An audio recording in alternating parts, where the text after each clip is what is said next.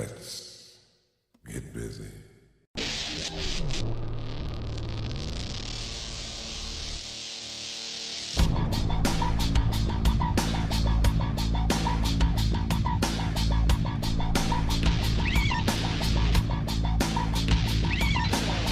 Podcast night, Baxter's 942, my home. Giving a shout out to this great venue, cool venue.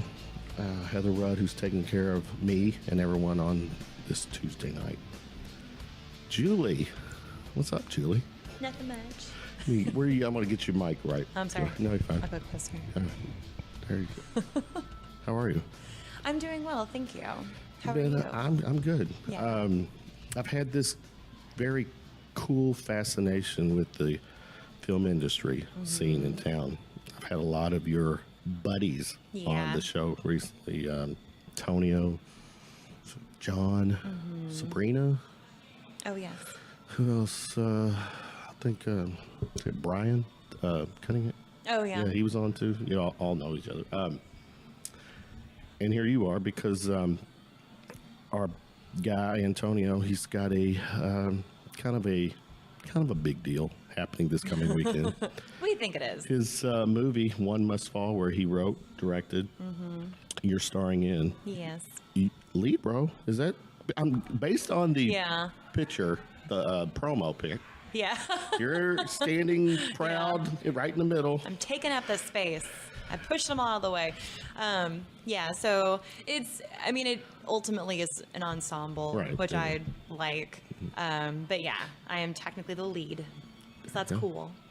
We're going to talk about that, the movie, and we're going to play the trailer of it and get your take because the trailer,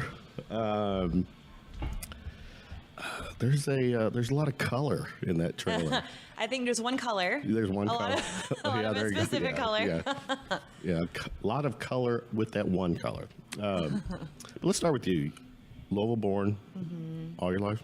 Yeah, I was born at Audubon Hospital. Poplar level. Poplar level. Yeah. I spent a lot of my life out in Butyl. Went to a tiny private school with one hallway that no one's ever heard of. In Butyl?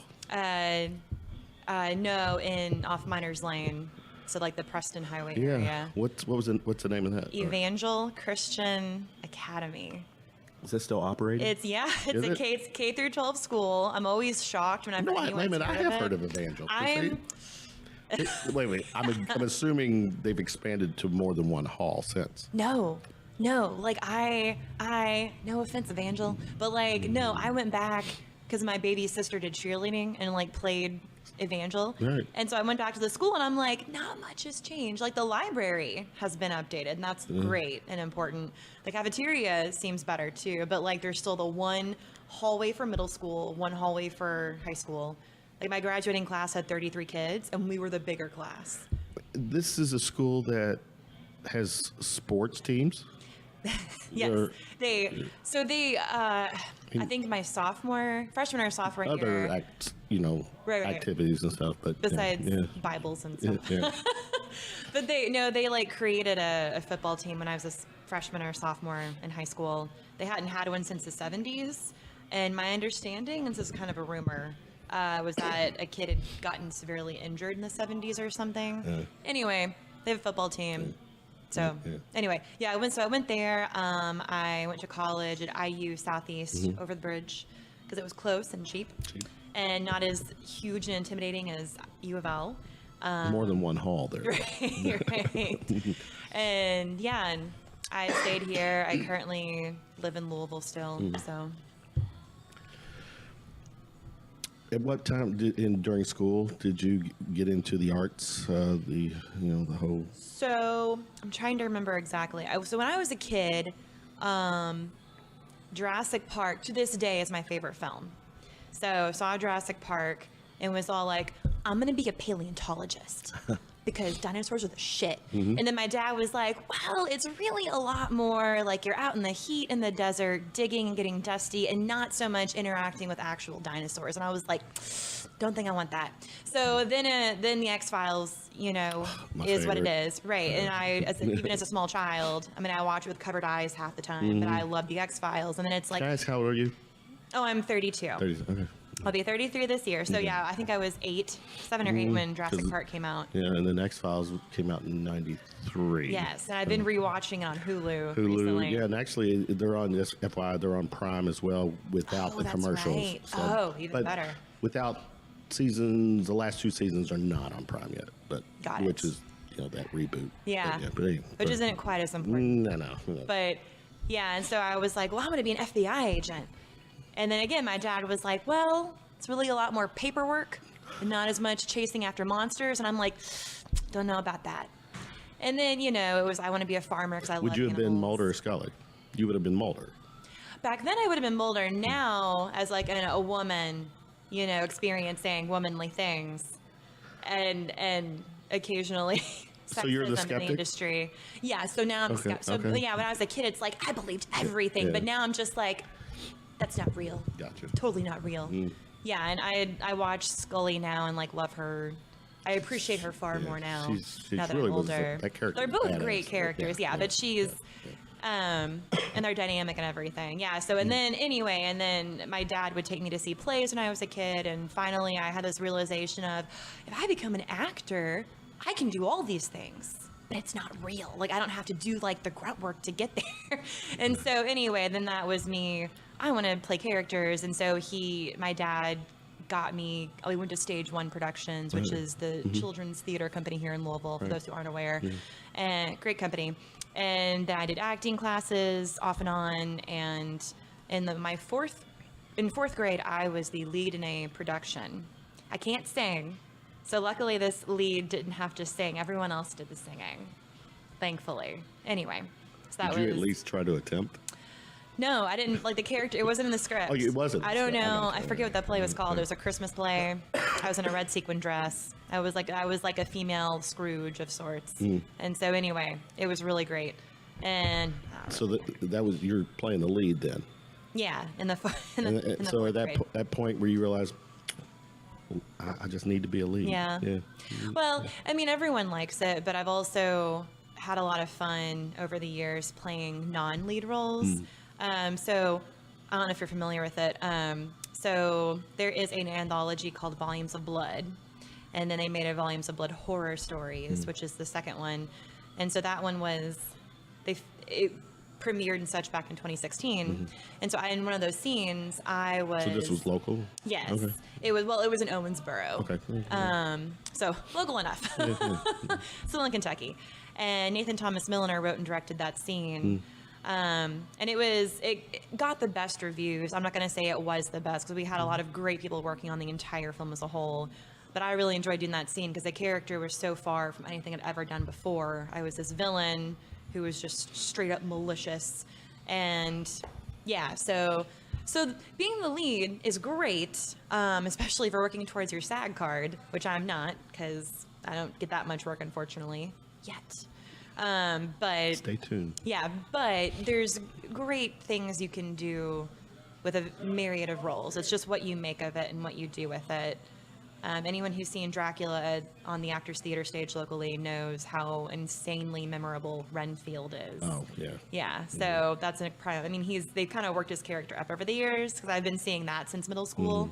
But still. So over the top. Yeah. But in a very good way. Right. But very entertaining. Yeah, but there have been many years where I don't remember who played Dracula, but I definitely remember Renfield. Yeah, he steals the show. Yeah, so what actors are told of, there's no small roles, only small actors. I mean, that's not 100% false or true.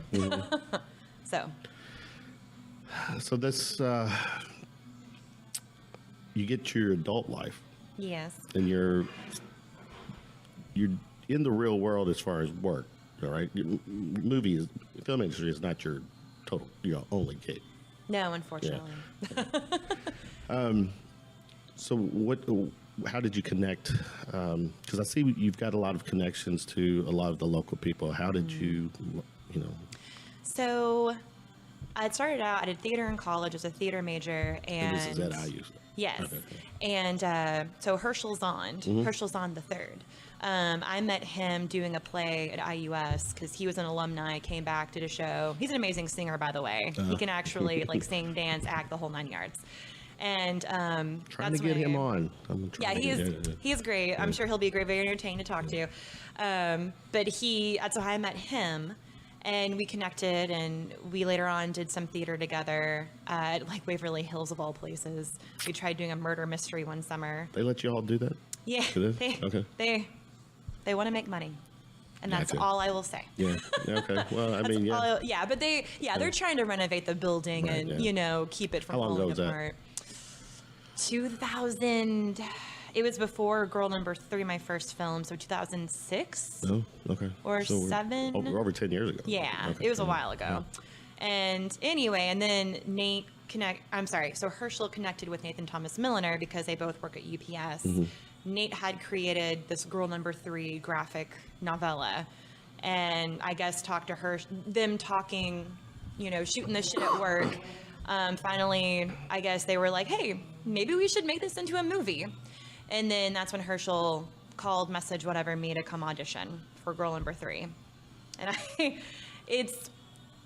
I am sure I was not the best actress to have tried to go audition. It's just that I was one of the few who's actually over the age of 18. That looked. You have a very young look. Thank you. That's that anti-wrinkle cream. Wear sunscreen, everybody. Promo. Moisturize. There's an ad for you. Yeah. So, there were a couple of, there was at least one girl who auditioned and they were like, well, like there's some partial nudity and we've got to make sure you're 18. And she was like, well, I will be. And they were like, let's not do this. I will be. So, then it was very much like, okay, moving on to the legal adults we know for sure. Enter Julie. Right. And I think it turned out okay. To this day, they seem to be happy with the fact they cast me. And I'm happy I did it and worked with them. So at this point, how many movies or how much work have you? So I just did the IMDb Pro thing, so you can. I've noticed that. Yeah, so you can. I have a face on there and all that, and I was going through. So unfortunately, some of the films that are listed were not completed. So it's a whole thing where and this is literally everyone has gone through this. At this level, even if you start out with a budget, with a plan, a script, and the equipment, sometimes things just fall through, and it's no one's fault at the end of the day most of the time. And so, anyway, I've worked on over a dozen films. Do you still? I'm assuming you still you give yourself credit for that time spent on.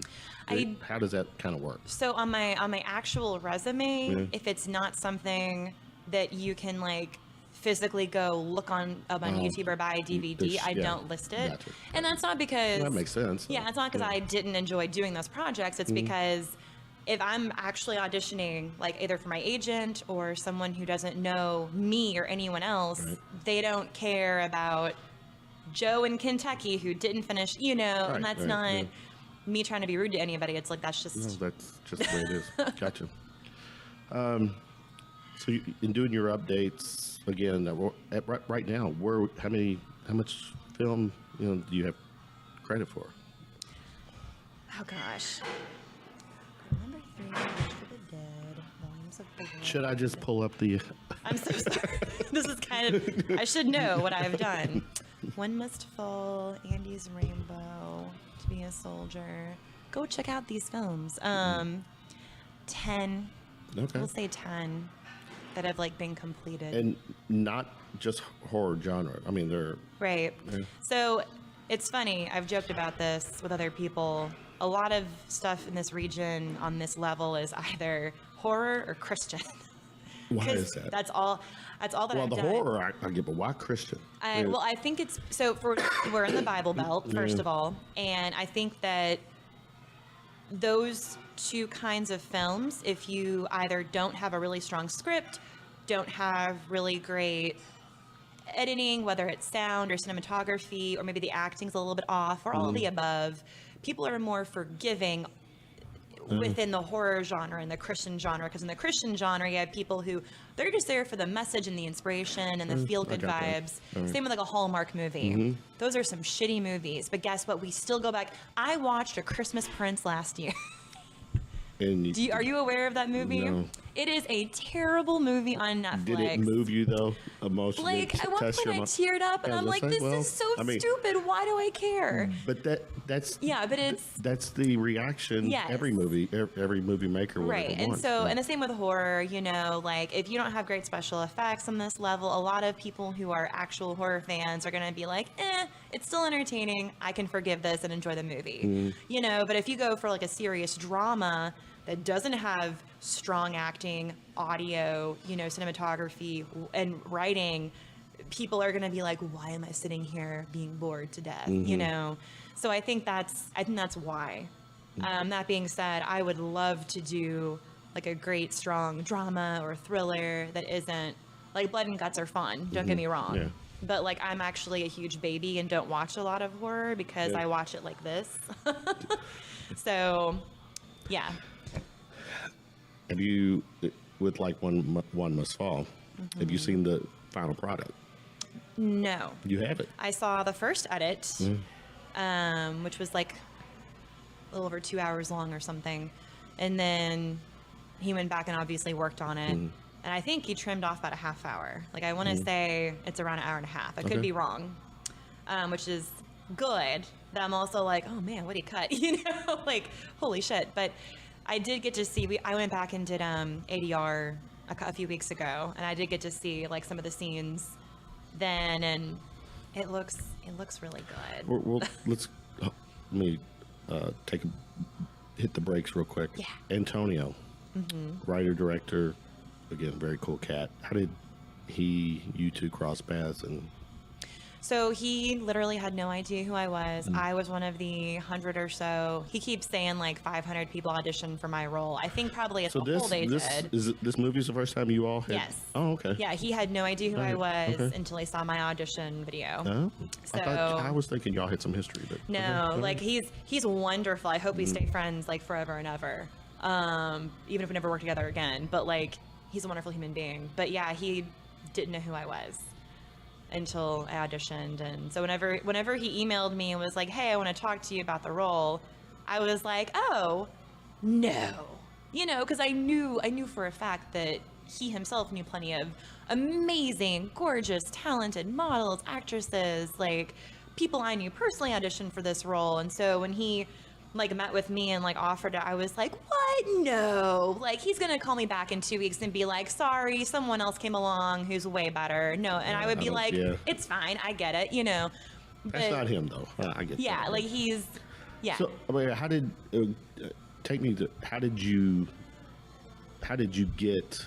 how did your name get to him? Or did you just knew of the movie? So he had posted on Facebook, because we weren't friends on Facebook or anything either initially.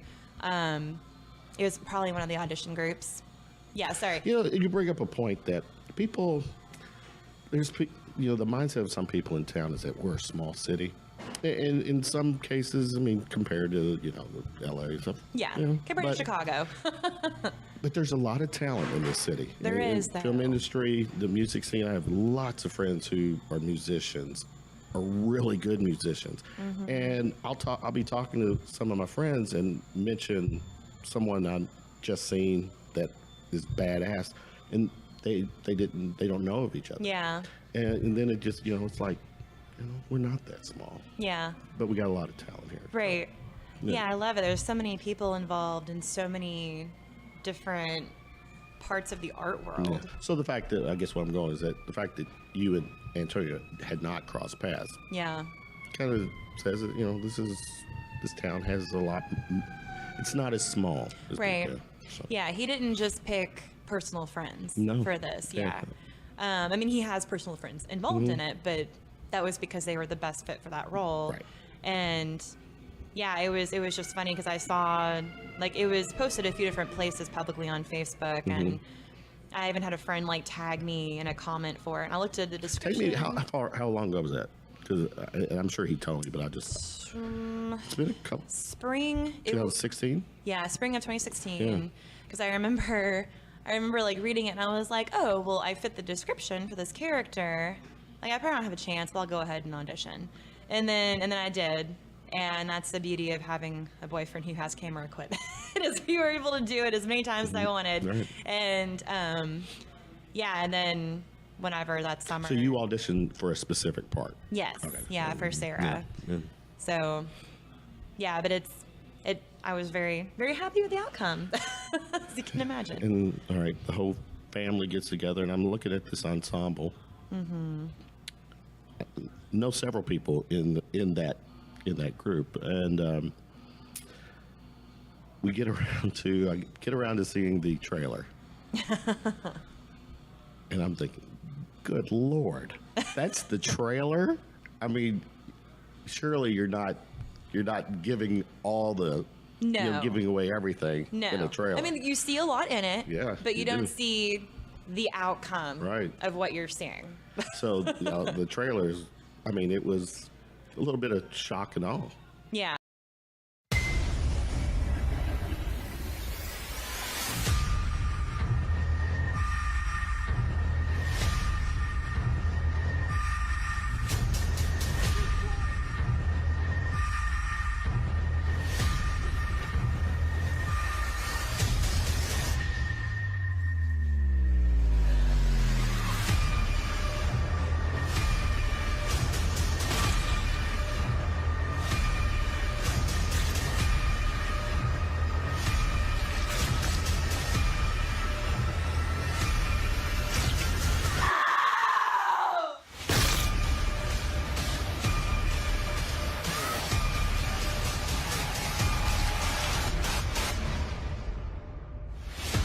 What did we just see?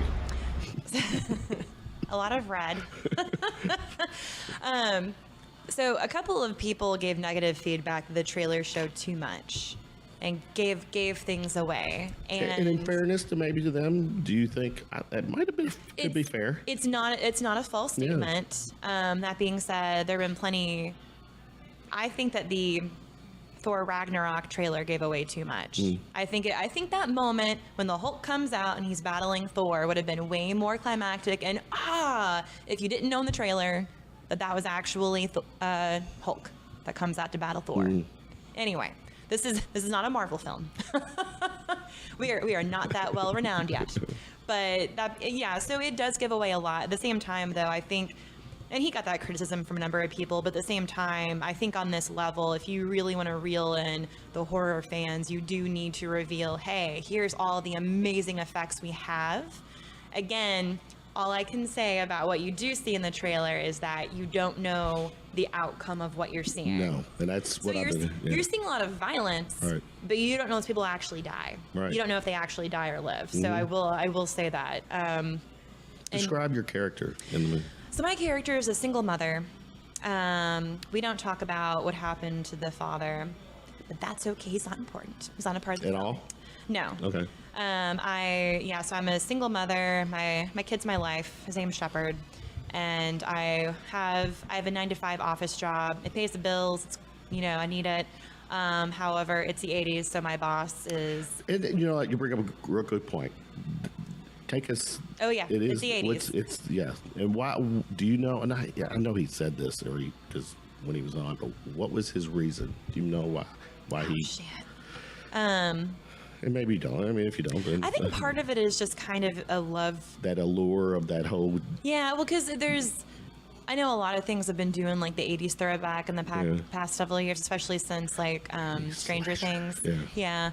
But I think part of it is just kind of like a loving tribute to the 80s. Fair enough. Kind of like what's the word, like love story, love song or whatever. Just kind of like, hey, like the 80s brought us so many iconic horror films that kind of define the genre. That's a good point. And so this film, I think, is part of it because a lot of what inspired him to want to pursue this. Yeah, those movies. If I remember, it's almost to paying homage to. Yes. Yeah, so, yes, that's the word I was thinking. There you go. All right.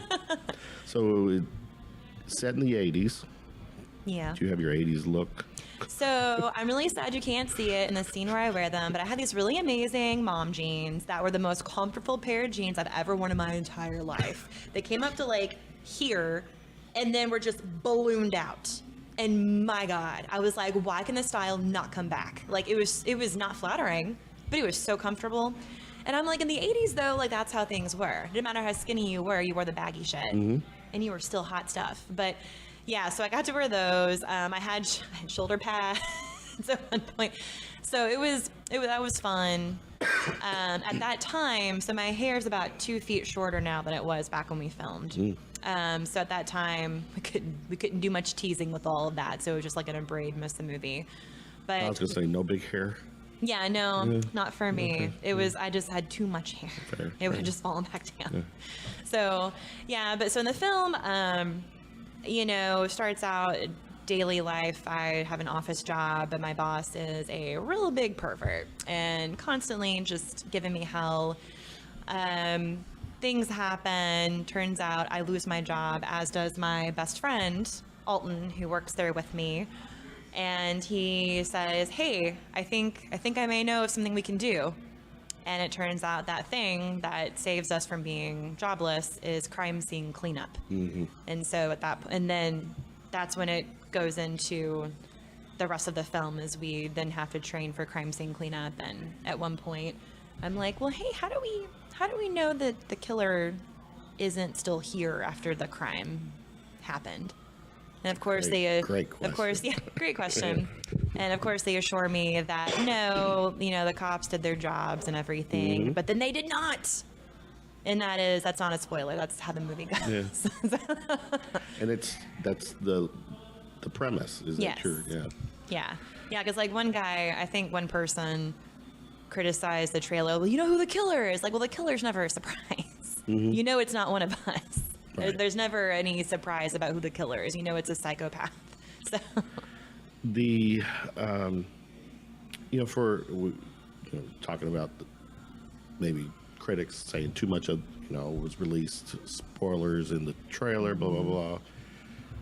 There's been a lot of good feedback too. Oh yeah, absolutely. Yeah, people thought it looked, again, the horror lovers are like, this looks badass, because our special effects guy, Vincent Guastini, he came in from LA, and he's done like all kinds of films, films that I've actually heard of that I'm blanking on right now, because of course I am. But yeah, so it did amazing practical effects on everything. So I think that anyone who really loves that stuff is going to really love that trailer and therefore be pulled into the movie. I think and I could be wrong on this, I could have sworn at one point he talked about releasing a more dramatic trailer where it does show like more of the story versus the effects. But I think for right now, in terms of, again, reeling in the horror fans, All the Blood and Guts is really going to do that for the initial pull. The world premiere is scheduled for this coming weekend, which is March 15th. Yeah, it'll actually be this Friday. This Friday. Which is... No, that's the 15th, I'm sorry. Yeah. In Cincinnati at this event called HorrorHound. Yeah. Right? And you are going? I am. Will the whole crew be there? The whole cast?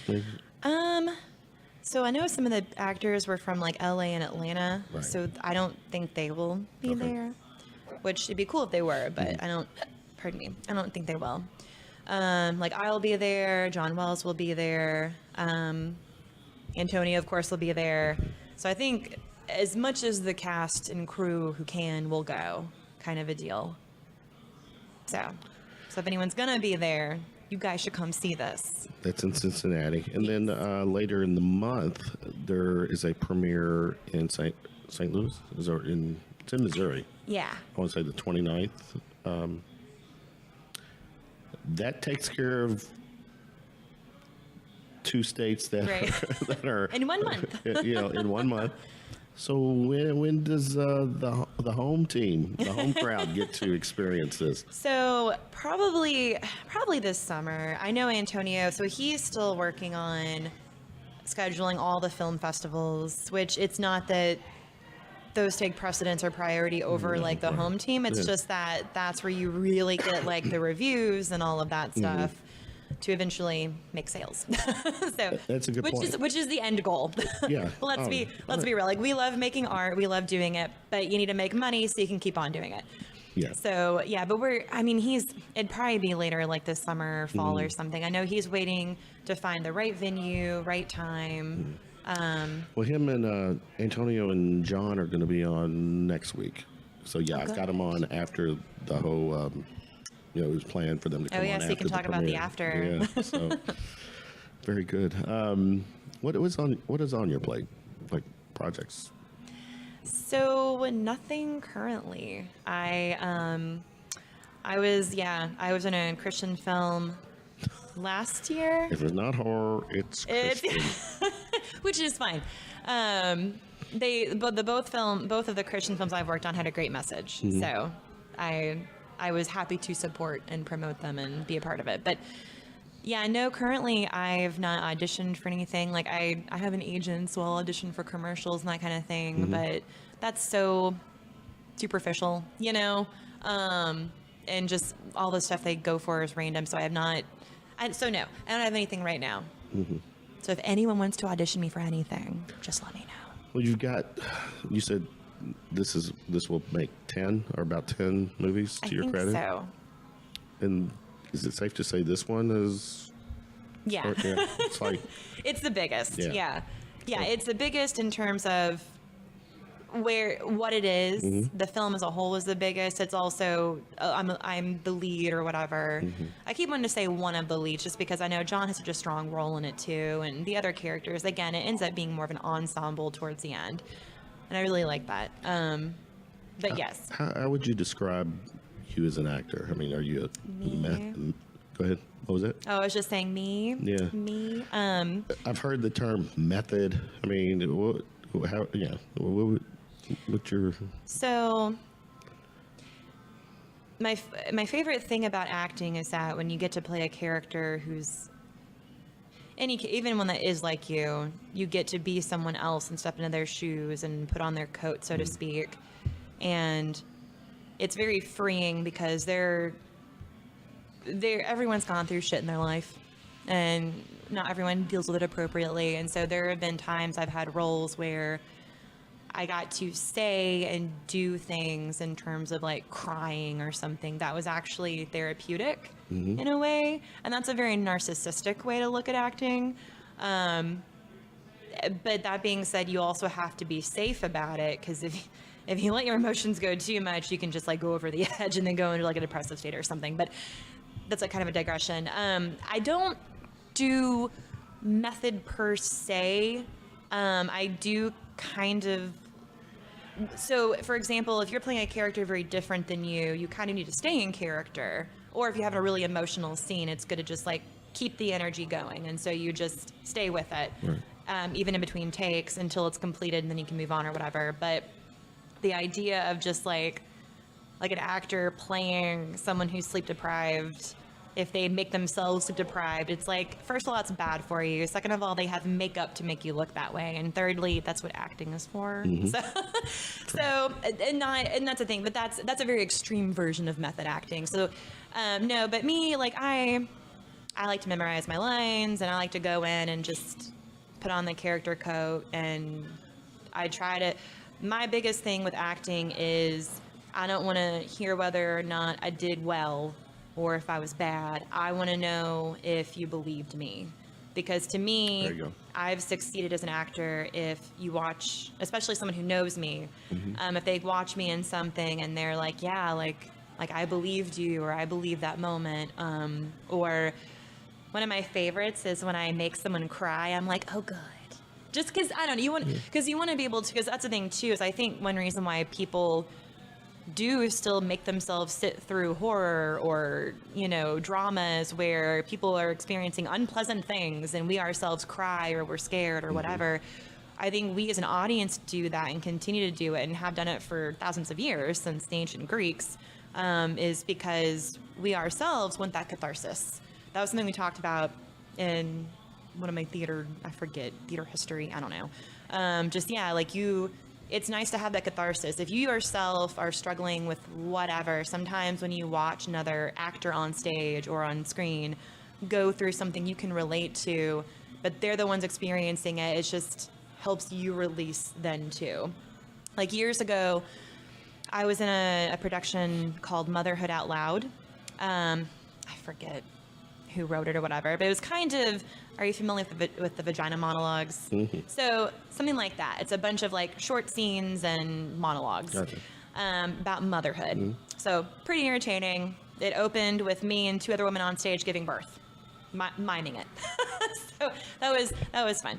It's a cacophony of like, and pushing and stuff is how it opened. And there was, at one point, a woman had a monologue, and she was talking about her adult son going off to war and not coming back. And, well, I think in the end of the monologue, the son does come back, but she has those moments of like in her head, like talking to the audience where she's talking about like bracing herself for the knock on the door with the 3 men in the uniform, and her dealing with it. Oh, I'm gonna get emotional talking about it. Yeah, so how it was is we were in the small black box stage, the Victor Jory at Actors Theater, and whatever scene was up next, those actors sat on stools in the back of the stage, and so she was performing, and so I was sitting back here, and so when you're here in your light, that's just a stage thing. So when you're in your light, that means the audience can see you fully because the light's directly on you. You know you're in your light if you can see your eyelashes kind of lit up and you can't see the audience. But we're in the back, we're not in the light. So I can see the audience clear as day.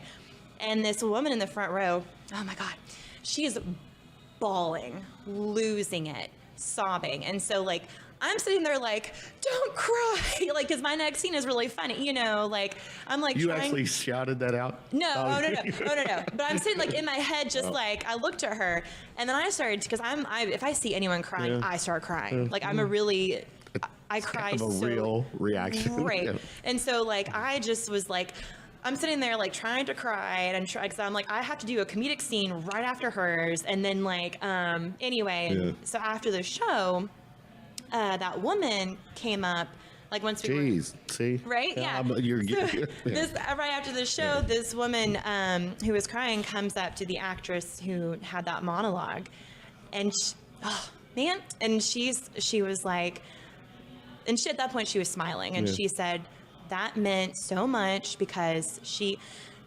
had lost her son. Yeah. Oh, she had lost her son to war. Ah, shit. Right. Yeah. So I'm so sorry. So sorry, guys. We're totally crying here. No. But it was this beautiful, like, obviously heartbreaking, but at the same time, like, that was therapeutic for her. And like, obviously not every performance of every show is going to be that, big and climactic and dramatic. But at the same time, too, you welcome that reaction. Yes. I mean, because that's a gauge, that's a measure on how you all doing. Because it was a beautiful monologue that, I don't have any kids, let alone adult kids going off to war, so I can't fathom what that's like. I've had friends go join the Army and been stressed the hell out about that, but I can't imagine. So there was this beautiful moment where, afterwards, and she was like giving all of us hugs, and just at that point she was just smiling and just like, this is wonderful, thank you. And so so there's things like that, but then obviously you have, like this movie. I will say this, so I'm so sorry. I am human after all. Right, we are human. It's okay. That's the point of doing this. So I will say, in like One Must Fall, like we don't have any moments that big, but something I really like about this film, coming from more of the dramatic background and like the artsy shit, is One Must Fall does have great gory bloody scenes. It does have suspenseful scenes, but it also has some really funny scenes too that you don't see any of in the trailer. There's some really funny stuff. My friend JP is in it, and he plays my boss. And he and I have done theater before together, and he's amazing and hilarious. But then there's also some really, I think, touching scenes. Like all I will say is there are a couple of moments in this film that to me were very touching, and hopefully, and you know, the final edit can change things. Because what's funny is, like, for actors, like, you film something, you have no idea how it's going to actually turn out. Like, you have no idea how the sound was recorded, how they're going to do with, like, the music they add in, how they're going to edit and cut it. You have no idea. So, yeah, but there were some touching moments throughout the film that I hope will raise the stakes, too, because that's something that I get kind of critical myself with some horror films because it's just, like, slashing and I'm like, but if you don't care about these characters, you're not going to care when they die. True. And that's something I talked to Antonio about, and he felt the same way. If you don't build up a character and create relationships and create characters that you can relate to and like, then if you don't do that, you have no stakes. So that when shit does go down, you're just going to be like, oh, it's fun blood. But if you're actually like, oh shit, run the fuck away, Sarah. Like, you know... So that's the cool thing about this film. Is I think that you don't have to just be a horror person to like this. Okay, it sounds like it. Sounds like, and I think it was Antonio or someone had told me that you're going to be more than scared. You know, you're going to get more than that shock. It's going to be, you're going to have you're going to be moved on different levels, and so. Yeah, and that's the hope, and.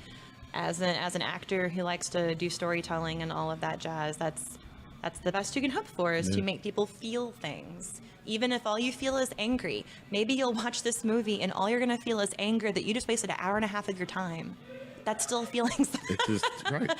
You know, so yeah, but I am hoping that people will at least, you know, there's going to be criticisms, I'm sure constructive, and then there's going to be trolls, because there's always trolls over everything. Well, with horror flicks, the horror genre, I've always, you know, based on conversation with people or just reading, either you love it or you hate it. Yeah. There's very little gray, you know, in between. Yeah. You know, because obviously the people who are into the horror scene or horror movies, if it, you know, if it does its thing, they're going to love it.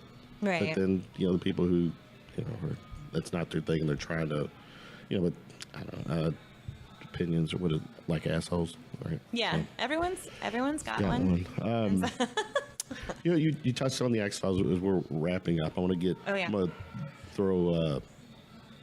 Big fan. Did you watch? Yes. Like it? Yeah. Well, give me the mythology. Did you like the way the mythology played out? So what's funny is my favorite part of the X-Files was all of the non-alien monsters, and the alien conspiracy is most of the X-Files. Oh, so you're that part you don't. You were a fan of the standalone episodes? Yeah. Okay. Like, I still, like, watch and enjoy all of it, especially, like, when Scully gets the implant and she starts, you know, having...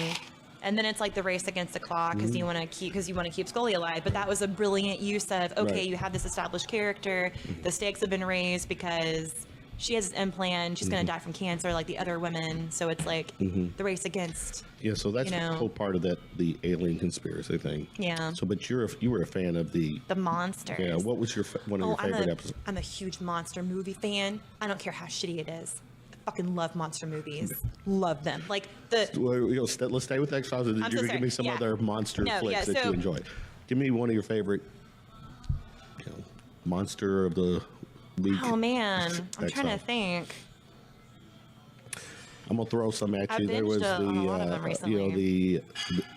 it was Toombs was the guy who would eat the liver, right? Oh yeah, because he almost got Scully. He almost got Scully. Who else? You had the Fluke. The Fluke. What was that? That Fluke, giant Fluke monster thing where he, like, in the sewer. Would squeeze through? No. It's because there was a squeeze through stuff. Yeah, guy. that was the Toombs guy. The Fluke man was when he was like. I'm obviously a terrible X-Files fan.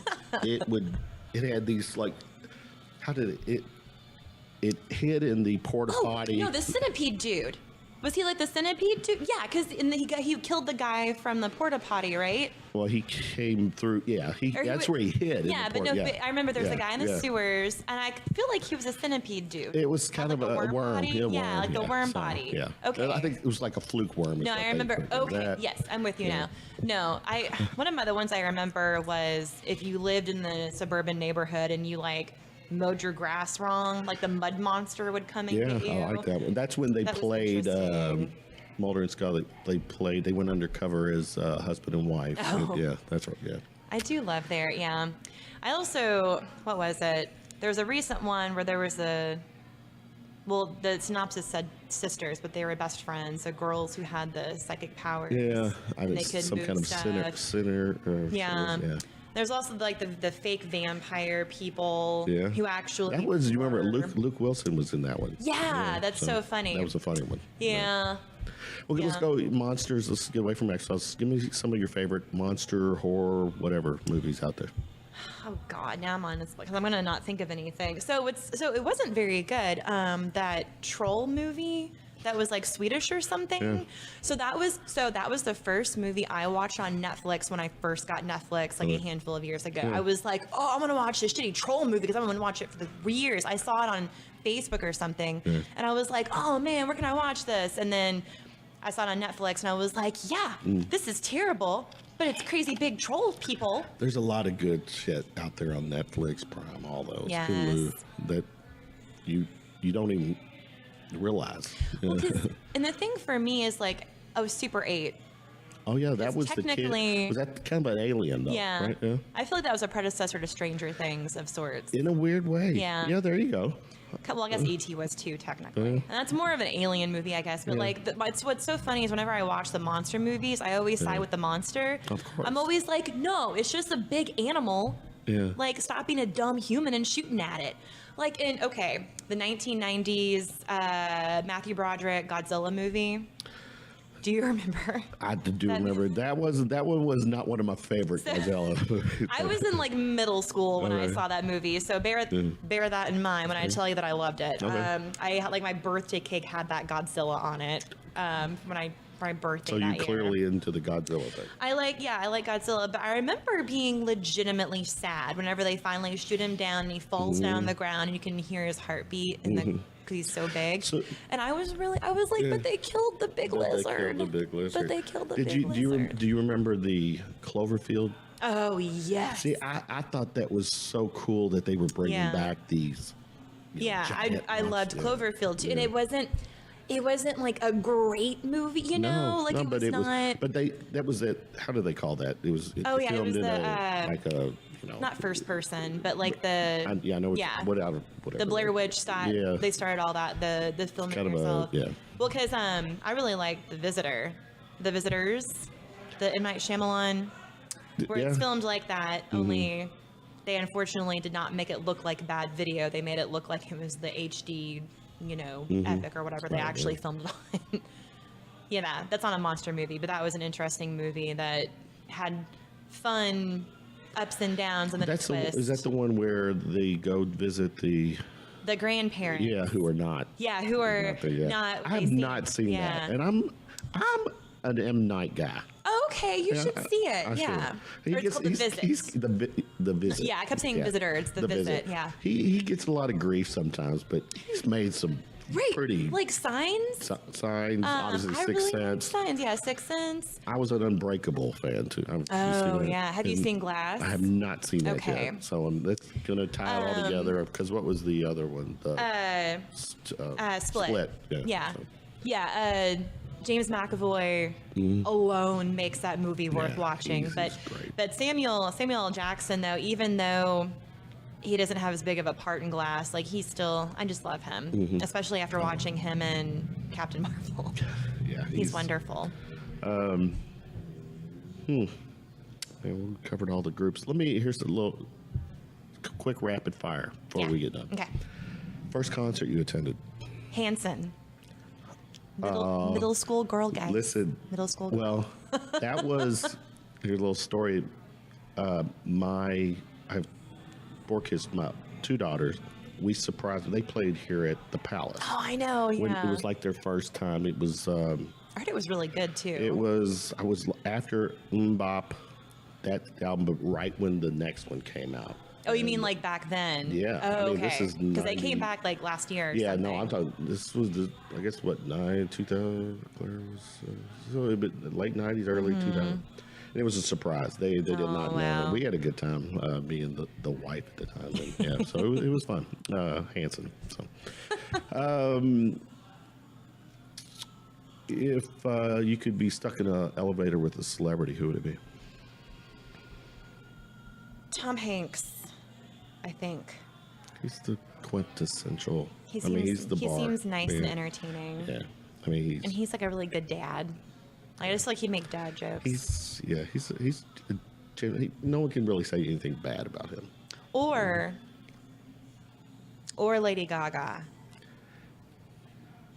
Or I'm gonna keep saying people. Florence Welch. But I just want her to sing to me.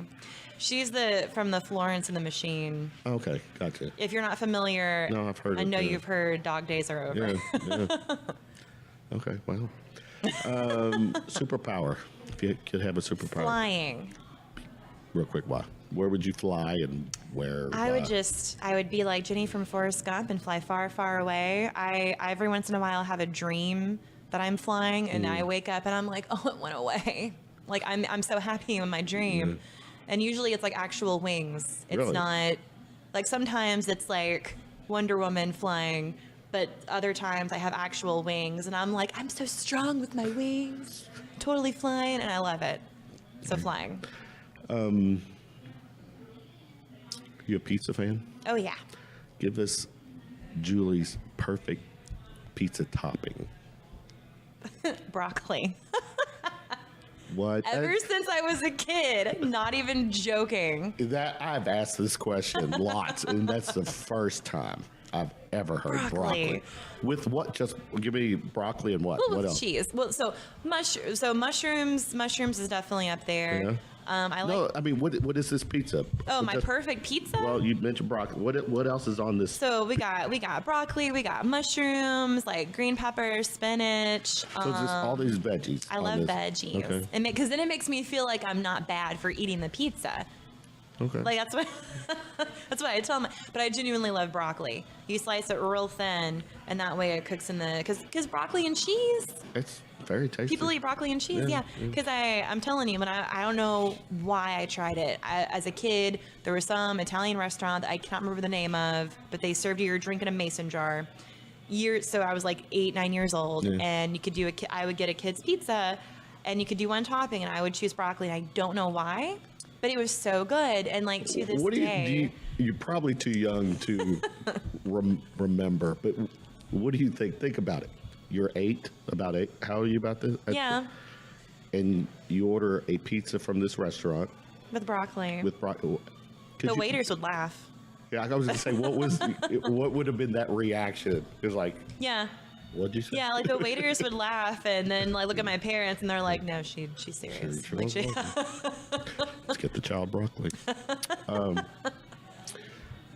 If you had access to a time machine, and you can go anywhere in the past to observe. Mm-hmm. You're not changing the past, just kind of checking it out. Where would you go? Oh man. That's kind of hard. It would probably be like ancient. If I could just like float around and not interact or be seen or anything, probably like ancient civilization, either just to see what it was actually like, you know, so like 5,000 or 3,000, well, 5,000 years ago, we didn't really have civilization, but like 3,000 years ago, you know, or just to see like what the world was like if you could walk outside here and actually see the Milky Way, or just what people were like. I'm just curious what it was actually. What was around? Yeah, because we're so used to seeing like movies and TV shows, and like you can read historical documents, but there's still no definitive proof on certain things. One of my favorite go-tos would be the pyramids. Yeah. You know, just I have I have my ideas on how those were built, and it's very tough to just imagine, with the lack of technology, Right. How they did that. Like Stonehenge. How did you, or is it Easter Island where they have the giant head thing? Yeah. I mean, those things weigh, just the weight alone. Okay. You have 3 wishes. What would they be? Oh. Perfect health.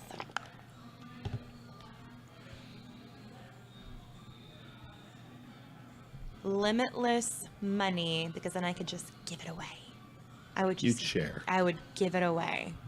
And the only digression real quickly, in my opinion, the only people who say that money is no issue have never had to live paycheck to paycheck. I feel you. It's not that money is important in terms of a priority in life. Anyone who's been poor knows you got to have money to get by in life. Could ease. Yes. It's a stress. It's a huge stressor for millions and billions of people. Right. So limitless money to give it away and make my life easier in the meantime, and my parents and family, and probably my third wish.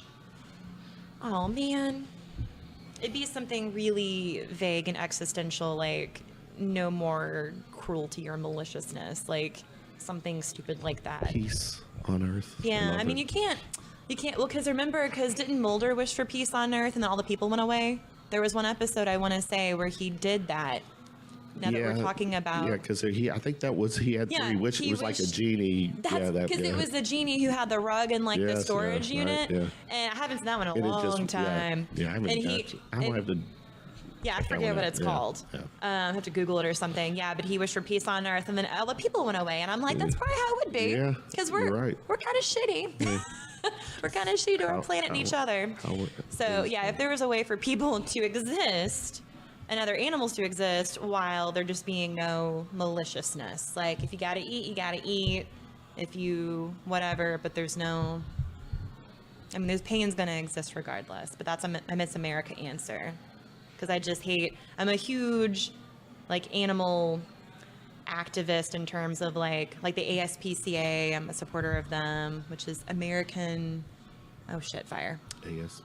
American Society for the Prevention of Cruelty to Animals. Gotcha. They are not PETA. Oh, yeah. They are not PETA. They help animals who have been abused and stuff. And then locally, there's the Arrow Fund. I'm going to go ahead and support them for anyone who doesn't know. I've heard that. Yeah. The Arrow Fund is amazing. Yeah, following their page is really sad though, because they have animals come in who have been beaten and burned and terrible things, and they help them. Yeah. So I'm but also I work with children. So at the Louisville Zoo every year they have a Halloween event.